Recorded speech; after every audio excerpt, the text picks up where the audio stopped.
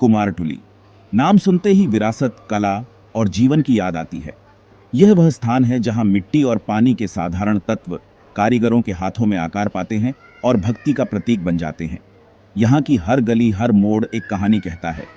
कोलकाता के बीचों बीच बसा ये एक ऐसी जगह है जहां मिट्टी भक्ति में बदल जाती है। यहाँ के कारीगर अपने हुनर और समर्पण से हर साल हजारों मूर्तियां बनाते हैं, जो न केवल कोलकाता बल्कि पूरे भारत में पूजी जाती हैं। कारखानों का एक भूल भुलैया जहां कारीगर दुर्गा, काली, गणेश और अनगिनत देवी देवताओं में जान फूंकते हैं। इन मूर्तियों को बनाने में महीनों की मेहनत और धैर्य लगता है। हर मूर्ति एक अनोखी कृति होती है जिसमें कारीगरों की आत्मा बसती है। दिन में कुमारटुली रौनक से भरपूर रहता है। औजारों की खनक और रंगों की चमक से गूंजता रहता है। यहाँ की गलियों में चलते हुए आप कारीगरों को अपने काम में डूबे हुए देख सकते हैं। उनकी आंखों में एक अलग ही चमक होती है। लेकिन जैसे ही शाम ढलती है, इस जगह पर एक अजीब सा बदलाव छा जाता है। दिन की चहल पहल धीरे धीरे सन्नाटे में बदल जाती है। यह वह समय होता है जब कुमारटुल्ली की आत्मा एक नए रूप में प्रकट होती है। कारीगरों की हंसी धीमी हो जाती है और एक सन्नाटा छा जाता है। यह सन्नाटा एक गहरी सोच और ध्यान का प्रतीक है। यह वह समय है जब कारीगर अपने दिन भर के काम को समेटते हैं और अगले दिन की तैयारी करते हैं। हवा भारी हो जाती है, गीली मिट्टी और किसी और चीज की, किसी पुरानी और अनजानी चीज की गंध से। यह गंध कुमारटुली की आत्मा की गंध है, जो हर कारीगर के दिल में बसती है। परछाइयां लंबी और टेढ़ी मेढ़ी हो जाती हैं, जानी पहचानी आकृतियों को विकृत रूप दे देती है। यह परछाइयां कुमारटुली की रात की कहानी कहती है, जो दिन की कहानी से बिल्कुल अलग होती है। कभी स्वागत करने वाली गलियां अब डरावनी गलियों में बदल जाती है। यह बदलाव कुमारटुली की आत्मा का एक और रूप है, जो रात के अंधेरे में प्रकट होता है। मानो इस जगह की आत्मा ही अपनी सांसें रोक लेती है, आने वाले अंधेरे से सावधान। यह वह समय है जब कुमारटुली एक रहस्यमयी और अद्भुत जगह बन जाती है। कुमारटुली कोलकाता की रूह का दिल, फुसफुसाहटों और परछाइयों की जगह बन जाता है। यह वह स्थान है जहां कला और भक्ति एक अद्भुत संगम में मिलते हैं और एक अनोखी कहानी कहते हैं। अरिजीत, एक दुबला पतला 22 साल का लड़का, जिसकी आंखों में जिज्ञासा थी, कुमारटुली का जाना पहचाना चेहरा था। पास के प्रेसिडेंसी कॉलेज का छात्र, वो लाइब्रेरी से घर लौटते वक्त हर रोज इस इलाके से शॉर्टकट लेता था। भूल भुलैया जैसी गलियां, मिट्टी की खुशबू, औजारों की लयबद्ध खनक, ये सब एक ऐसा अनुभव था जो उसे शांत भी करता था और उत्सुक भी। वो अक्सर कारीगरों को देखकर मंत्रमुग्ध हो जाता था, उनके हाथ अभ्यास से सधे हुए, मिट्टी को दिव्य रूपों में ढालते हुए। अरिजीत का रास्ता उसे एक संकरी गली से होकर ले जाता था। मुश्किल से दो लोग साथ साथ चल सकते थे। दोनों तरफ कारखाने थे, उनकी अलमारियां अधबनी मूर्तियों से भरी रहती थीं। कुछ अभी भी मिट्टी के ढेर थे, कुछ आधी अधूरी आकृतियां और कुछ रंगी हुई और सजाई हुई, पूजा के लिए तैयार। गली में हमेशा गीली मिट्टी और रंग की गंध रहती थी। अरिजीत को कोई फर्क नहीं पड़ता था, उसे ये अजीब तरह से सुकून देती थी। इस सृजन और विनाश के चक्र की, जीवन और मृत्यु की याद दिलाती थी, जो उसके शहर के लिए बहुत महत्वपूर्ण था।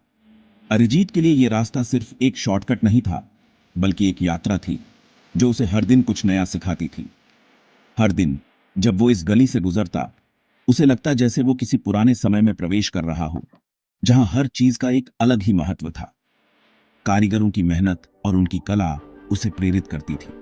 वो सोचता था कि कैसे ये लोग अपनी कला के माध्यम से जीवन को एक नया रूप देते हैं। एक शाम जब अरिजीत अपनी जानी पहचानी गली से गुजर रहा था, तो उसे बेचैनी महसूस हुई। हवा बेरोक टोक बह रही थी, रोजाना की चहल पहल गायब थी। सिर्फ उसकी अपनी फुटस्टेप्स की आवाज दीवारों से टकराकर गूंज रही थी। वो रुक गया, उसकी नजर खामोश कारखानों पर पड़ी। तभी उसने उसे सुना, एक धीमी फुसफुसाहट, बमुश्किल सुनाई देने वाली, मानो परछाइयों से ही आ रही हो। वो रुक गया, अपनी सांसें रोक लीं, स्रोत को पहचानने की कोशिश कर रहा था। अरिजीत, फुसफुसाहट फिर आई, इस बार और करीब। उसकी रीढ़ में सिहरन दौड़ा गई। उसका दिल तेजी से धड़कने लगा, दिमाग दौड़ने लगा। उसने बेतहाशा चारों ओर देखा, लेकिन गली सुनसान थी। उसने खुद को समझाने की कोशिश की कि यह सिर्फ उसका वहम है, भयानक सन्नाटे का एक खेल। लेकिन मन ही मन डर का एक गांठ उसके पेट में कसने लगा। उसने अपनी गति तेज कर दी, गली के दमनकारी माहौल से बाहर निकलने के लिए उत्सुक। अगली शाम जब अरिजीत गली के पास पहुंचा तो वो हिचकिचाया।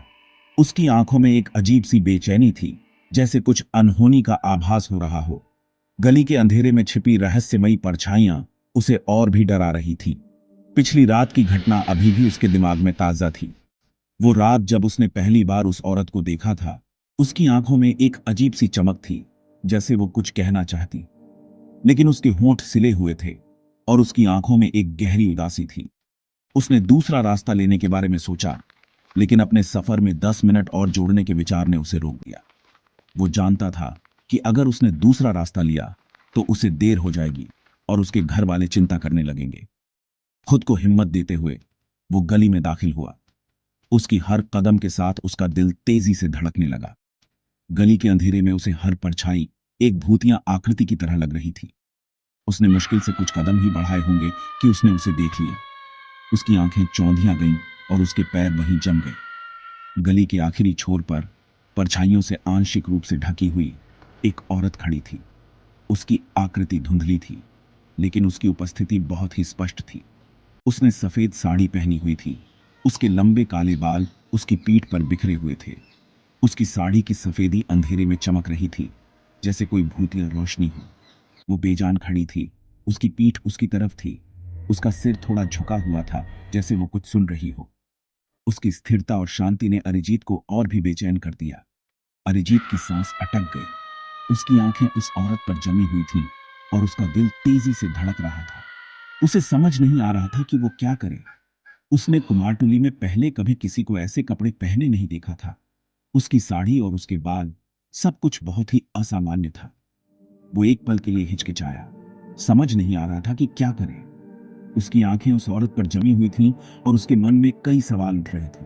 उसने उसे आवाज देने के बारे में सोचा, लेकिन उसकी शांति में कुछ ऐसा था जो उसे बेचैन कर रहा था। उसकी स्थिरता और उसकी उपस्थिति में एक अजीब सी रहस्यमयता थी, जिसने अरिजीत को और भी डरा दिया। एक शाम हवा भारी हो गई। आसमान में अजीब सा सन्नाटा छा गया। एक अजीब सी खामोशी छा गई। बस दूर से मंत्रों की आवाज आ रही थी, वो मंत्र जो उसकी हड्डियों तक को कंपा रहे थे। अरिजीत की रूह कांप गई। उसे लगा जैसे कोई अदृश्य शक्ति उसे देख रही है। उसे लगा कोई है, ठंडा और खतरनाक, उसके पास आ रहा है। उसकी धड़कनें तेज हो गईं। वो तेज चलने लगा। तभी एक भयानक हंसी गली में गूंजी। वो हंसी जो उसकी आत्मा को चीर रही थी। पीछे मुड़कर देखा तो एक साए जैसा आदमी, उसकी आंखें अजीब सी रोशनी से चमक रही थीं। वो रोशनी जो उसकी आत्मा को जला रही थी। चीख उसके गले में फंस गई। वो चीख जो उसकी आत्मा को मुक्त नहीं कर पा रही थी। वो भागा, दिल धड़क रहा था। हंसी उसके कानों में गूंज रही थी। वो हंसी जो उसकी आत्मा को हमेशा के लिए कैद कर लेना चाहती थी। अरिजीत गली से बाहर निकला, हांफ रहा था। बाहर की दुनिया बहुत दूर लग रही थी। वो बच गया था, लेकिन डर अभी भी था। सायेदार आदमी, वो हंसी उसके दिमाग में बैठ गई थी। नींद नहीं आ रही थी। आंखें बंद करता तो वो गली में वापस था। हंसी गूंज रही थी। उसकी फोटोज अब डल लगती थी। जिंदगी की खुशी खो गई थी। उसके दोस्त परेशान होकर उसे समझाने लगे। उन्होंने कहा, इमेजिनेशन है, लाइट का रिफ्लेक्शन है। लेकिन अरिजीत जानता था, उसने कुमारटुली के अंदर सच देखा था। उसने अंधेरा देखा था जो उसके रंगों के नीचे छुपा था। अरिजीत घर में बंद रहने लगा, दुनिया से दूर। दिन कमरे में बीतते, पर्दे बंद, हवा में डर। जिंदगी के रंग फीके पड़ गए थे। फोटोग्राफी का पैशन खत्म हो गया था। उसका कैमरा, उसका साथी एक कोने में पड़ा था। वो उसे देख नहीं सकता था, क्योंकि वो उसे उसकी खोई हुई जिंदगी की याद दिलाता था। वो जिंदगी जो कुमारटुली में उससे छीन ली गई थी। वो जानता था उसे मदद चाहिए, लेकिन कौन मानेगा, कौन समझेगा उस डर को। मजबूर होकर उसने अपने दादाजी के एक पुराने दोस्त को बताया, जो ओकल्ट के बारे में जानता था। बूढ़े ने ध्यान से सुना। उसकी आंखों में एक अजीब सी समझ थी। तो उसने कहा, तुम किसी पुराने ताकतवर चीज से टकरा गए हो, लेकिन तुम अकेले नहीं हो। वो बूढ़ा एक हिस्टोरियन, उसने कुमारटुली का डार्क हिस्ट्री बताया। उसने एक ताकतवर जादूगरनी के बारे में बताया, जो वहां रहती थी, लोग उसके काले जादू से डरते थे। जादू टोने के इल्जाम में उसे जिंदा जला दिया गया था। उसकी चीखें गलियों में गूंजी थीं, लेकिन उसकी आत्मा बदले की आग में नहीं गई। वो सायों में रहती है, लोगों के डर से ताकत पाती है। अरिजीत सुनता रहा, उसका खून जम गया। जो डर वो महसूस कर रहा था, वो उसका नहीं था। वो जादूगरनी का गुस्सा था, उसकी बदले की चीख। उसे कोई रास्ता ढूंढना था भूत से छुटकारा पाने का। बूढ़े ने उसे एक उम्मीद दी। वो एक पैरानॉर्मल इन्वेस्टिगेटर को जानता था जो मदद कर सकती थी। माया नाम की इन्वेस्टिगेटर ने ध्यान से अरिजीत की कहानी सुनी। उसकी नजर तेज थी, उसके डर को भेद रही थी। उसने ऐसे केस पहले भी देखे थे, पुराने जमाने के बदले की कहानियां। माया ने कुमारटुली के हिस्ट्री को खंगाला, पुरानी किताबें और लोकल स्टोरीज पर ही। उसने पता लगाया कि जादूगरनी की आत्मा एक जगह पर बंधी है जहां सदियों पहले उसे जलाया गया था। उसने पता लगाया कि जादूगरनी ने मरते वक्त उस गली को श्राप दिया था, बदला लेने की कसम खाई थी। उसकी आत्मा नफरत और जुल्म की आग में तब से वहां भटक रही थी। माया के दिमाग में एक प्लान आया, जादूगरनी की आत्मा का सामना करने का। लेकिन यह खतरनाक था। इसके लिए पुराने जादू की जरूरत थी और जादूगरनी के गुस्से का सामना करने की हिम्मत। माया अपने नॉलेज और कुछ पवित्र चीजों के साथ रिचुअल के लिए तैयार हो गई।